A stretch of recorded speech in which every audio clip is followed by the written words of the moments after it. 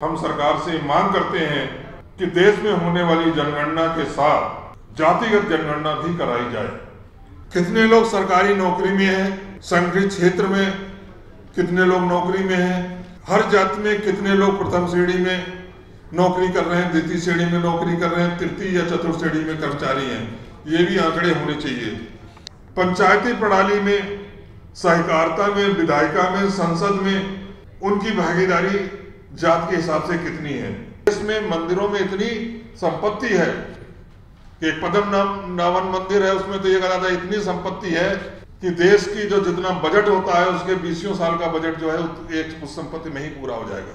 जातिगत जनगणना कराते समय ये भी बताया जाए कि देश के मंदिरों की संपत्ति कितनी है और उसके लाभार्थी किस जाति विशेष के सबसे ज्यादा हैं और किस जाति समूह के लाभार्थी बिल्कुल नहीं है।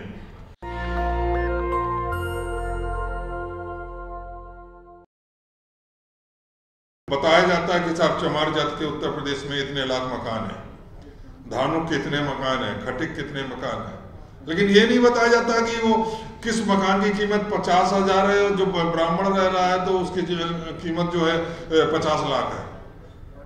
मकान होना ही विकास का पर्याय नहीं है। मकान कैसा बना है, किस मोहल्ले में बना है, किस स्थान पर बना है, वहां रहकर उसको उसके बच्चों को कैसा पर्यावरण मिल रहा है, कैसा वातावरण मिल रहा है, किस प्रकार की वहां शिक्षा की सुविधाएं उस मकान के आसपास, यह जानना भी बहुत आवश्यक है। इसलिए एससी समाज, एसटी समाज का भी जातिगत जनगणना होनी चाहिए, सामाजिक और शैक्षिक आर्थिक पिछड़े सर्वे के आधार पर। इसलिए ये डिमांड जो है खाली ओबीसी के लिए नहीं है, ये पूरे पंच समाज के लिए, 85% समाज के लिए। अन्य पिछड़ा वर्ग, ओबीसी वर्ग की स्थिति बहुत ही खराब है। उनकी जातिगत गणना 1931 के बाद ही नहीं, उन्हें आज तक यही नहीं मालूम है कि उनकी पॉपुलेशन सही मामले में देखा जाए तो कितनी है। 1931 में 52% बताई गई, वो आज भी उसी के हिसाब से उनको चल रहा है। तो इसलिए पिछले कई वर्षों से जातिगत जनगणना कराए जाने की मांग अनेक राजनीतिक दलों और सामाजिक संगठनों द्वारा की जा रही है। इस संदर्भ में आज 21 मार्च 2025 के दिन दिल्ली के कॉन्स्टिट्यूशन क्लब के स्पीकर हॉल में national coordination for caste census के तहत जो ये सभा आयोजित की जा रही है, जिसमें विभिन्न प्रदेशों के प्रतिनिधि इकट्ठे हुए हैं और जातिगत जनगणना की आवश्यकता पर विमर्श किया जा रहा है। तमाम लोगों के सहमत से एक प्रस्ताव आप सबके सामने रखा जा रहा है, जिसमें उम्मीद है कि यदि किसी को ये लगेगा कि उसने कुछ सुझाव देने हैं तो वो सुझाव भी देंगे। इस प्रस्ताव के द्वारा जाति गणना के महत्व को समझते हुए हम सरकार से मांग करते हैं कि देश में होने वाली जनगणना के साथ जातिगत जनगणना भी कराई जाए और सामाजिक और आर्थिक सर्वेक्षण विस्तृत रूप से साथ में करवाया जाए, जिससे ये पता चले कि विभिन्न जातियों की सामाजिक आर्थिक दशा विभिन्न पहलुओं से क्या है। और इस संबंध में हमने कुछ बिंदु बनाए हैं जो हमारी मांग है, उन पर जातिगत आंकड़े अवश्य इकट्ठे किए जाएं। वो मैं सीरियल वाइज पढ़ रहा हूं। नंबर 1, प्रत्येक जाति में परिवारों की संख्या, जिसमें परिवारों के सदस्यों की संख्या और परिवार की आय का विवरण भी शामिल हो। नंबर 2, शिक्षा की स्थिति, ड्रॉप आउट का विवरण, अर्थात कितने लोगों ने हाई स्कूल करने से पहले पढ़ाई छोड़ दी, कितने लोगों ने इंटर करने से पहले पढ़ाई छोड़ी और कितने लोगों ने ग्रेजुएशन या पोस्ट ग्रेजुएशन स्तर की शिक्षा ग्रहण करी। नंबर 3, कितने लोगों ने तकनीकी शिक्षा प्राप्त की, मतलब कि जैसे कि इंजीनियरिंग की पढ़ाई करी, मेडिकल की पढ़ाई करी, चार्टर्ड अकाउंटेंट की पढ़ाई करी, एमबीए की पढ़ाई करी, इसी तरीके की जो शिक्षा प्राप्त करी, वो जातिवार आंकड़े हमारे पास होने चाहिए।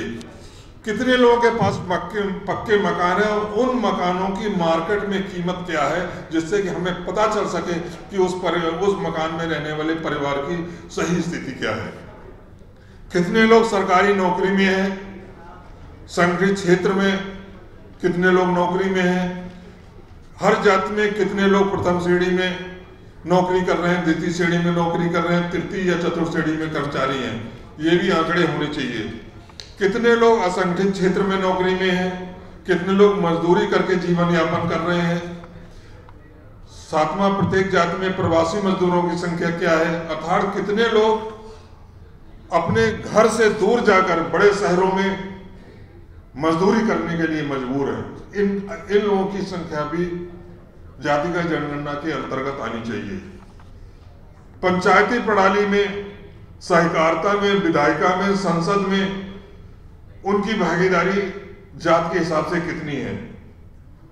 अगला 9वां जो पॉइंट है, कितने लोगों के बैंकों में खाते हैं, कितने लोगों ने बैंकों से शिक्षा के लिए ऋण लेकर शिक्षा प्राप्त करी है। इसी प्रकार कितने लोग वंचित वर्ग के जो SC/ST OBC समूह के हैं, हर जाति समूह के कितने लोगों ने बैंकों से प्रत्येक वर्ष कितना धन ऋण के रूप में लिया है विभिन्न कार्यों के लिए, उद्योग धंधों के लिए। और ये धनराशि जो सामान्य जाति जो बैंकों से पैसा लेती, ऋण लेती, उसकी तुलना में उनका अनुपात क्या है, ये हमें मालूम होना चाहिए। ये पॉइंट भी जातिगत जनगणना में शामिल होना चाहिए। और सबसे महत्वपूर्ण पॉइंट जो 12वां है, 12 पॉइंट मैंने अभी गिनाए, 12वां पॉइंट मैं गिना रहा हूं, वो ये है कि इस देश की गरीबी है 40% से ज्यादा आबादी कही जाती गरीबी रेखा के नीचे है। उनको कुपोषण का शिकार है, जैसा कि कुछ दिन पहले इस सर्वे हुआ था जिसमें सरकारी आंकड़ों के हिसाब से 45% आबादी को कुपोषण का शिकार बताया गया था। मतलब वो आबादी जिसको कि भरपेट ऐसा खाना नहीं मिल पाता कि वो ठीक से अपना स्वस्थ होकर अपना जीवन यापन कर सके, वो जनता जो है कुपोषण का शिकार है। तो जाहिर है कि गरीबी रेखा के नीचे रहने वाली आबादी तो इससे भी ज्यादा होगी। और जबकि ये कहा जाता है कि इस देश में मंदिरों में इतनी संपत्ति है कि एक पद्मनाभन मंदिर है, उसमें तो ये कहा जाता है इतनी संपत्ति है कि देश की जो जितना बजट होता है उसके 20 साल का बजट जो है एक उस संपत्ति में ही पूरा हो जाएगा।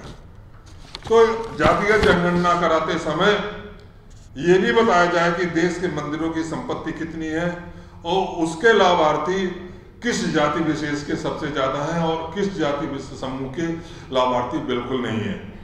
इस अवसर पर यह सभा ये भी संकल्प लेती है, ये तो मांगे हैं, डिमांड है, इसमें अगर कोई और डिमांड बताएगा उसको बढ़ा देंगे, और लेकिन साथ में हम ये संकल्प भी लेते हैं कि उपरोक्त उद्देश्य की पूर्ति के लिए पूरे देश में विभिन्न कार्यक्रमों के द्वारा जातिगत जनगणना के संदर्भ में लोगों में जन जागरण पैदा किया जाएगा, ताकि जनता का सरकार पर दबाव पड़े और वह जातिगत जनगणना विस्तृत सामाजिक आर्थिक सर्वेक्षण के साथ करवाने के लिए मजबूर हो जाए।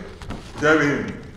नेशनल दस्तक की आपसे गुजारिश है कि अगर इसको बचाना चाहते हैं तो नेशनल दस्तक को सब्सक्राइब करने के लिए रेड कलर के सब्सक्राइब बटन को दबाएं, फिर बेल आइकन की घंटी दबाएं। नेशनल दस्तक को बचाने के लिए बहुत जरूरी है कि हर खबर को शेयर करें, लाइक करें, कमेंट जरूर करें।